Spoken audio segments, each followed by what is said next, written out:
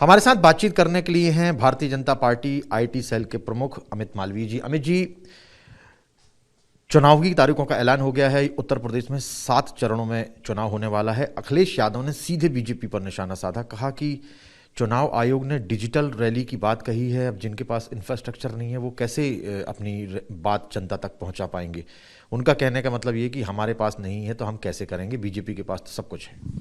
देखिए, उनकी पार्टी चलाना भारतीय जनता पार्टी का काम नहीं है और मुझे लगता है वो अभी से ही अपनी हार के बहाने तलाश रहे हैं। इलेक्शन कमीशन ने जो भी नियम कानून बनाए हैं सभी पार्टियों का उसका पालन करना है, चाहे वो भारतीय जनता पार्टी हो, चाहे समाजवादी हो, चाहे बसपा हो, चाहे कांग्रेस हो। ऐसे में ये कहना कि भारतीय जनता पार्टी की तैयारी ज़्यादा अच्छी है, बेहतर है, ये तो हमें एक तरीके से सर्टिफिकेट देने जैसा हो गया और अपनी हार स्वीकार करना हो गया। मुझे लगता है उनको 10 मार्च तक तो इंतज़ार करना चाहिए जब जनता का जनादेश आएगा। उन्होंने ये भी कहा कि 10 मार्च को तो उत्तर प्रदेश से भारतीय जनता पार्टी का सूपड़ा साफ होने वाला है।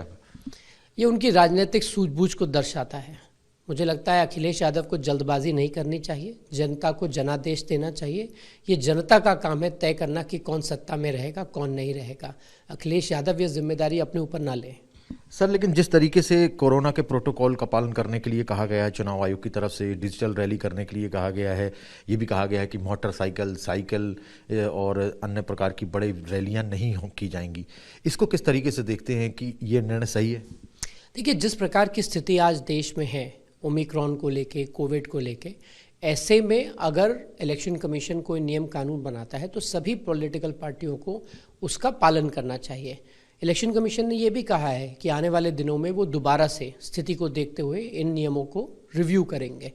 हमें जो कानून बनाए गए हैं, जो नियम दिए गए हैं, उनके अनुसार कैंपेन करना चाहिए और मुझे लगता है हर पॉलिटिकल पार्टी को इसका पालन करना चाहिए, क्योंकि ये चुनाव जनता के लिए भी ज़रूरी है, पॉलिटिकल पार्टियों के लिए भी ज़रूरी है और प्रदेश की सरकारों के लिए भी ज़रूरी है।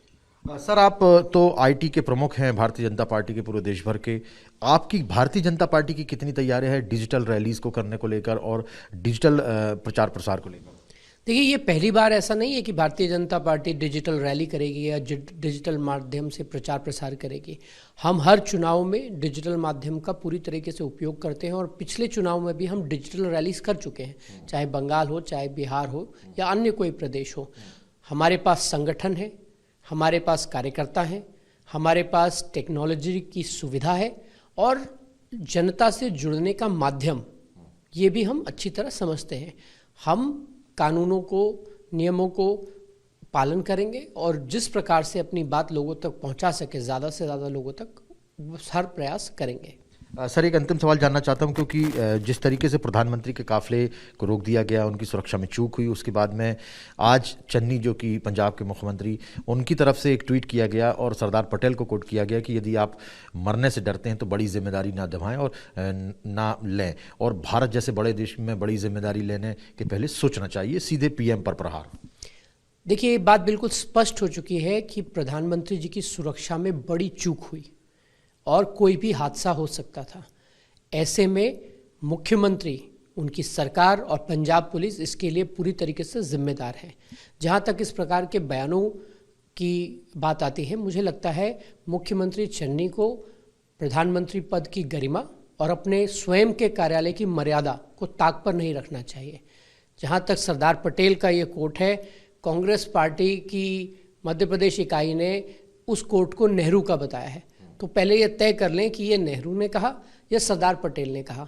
और मुझे खुशी है कि कांग्रेस को कम से कम सरदार पटेल अब याद तो आ रहे हैं। सर, उत्तर प्रदेश में भी कांग्रेस पार्टी जो है बड़े ज़बरदस्त तरीके से प्रचार प्रसार कर रही हैं, प्रियंका वाड्रा, और अभी वहाँ के अध्यक्ष ने भी कहा कि हम बहुत ज़बरदस्त तरीके से 4 राज्यों में सरकार बनाने वाले हैं और बीजेपी को हराने वाले हैं।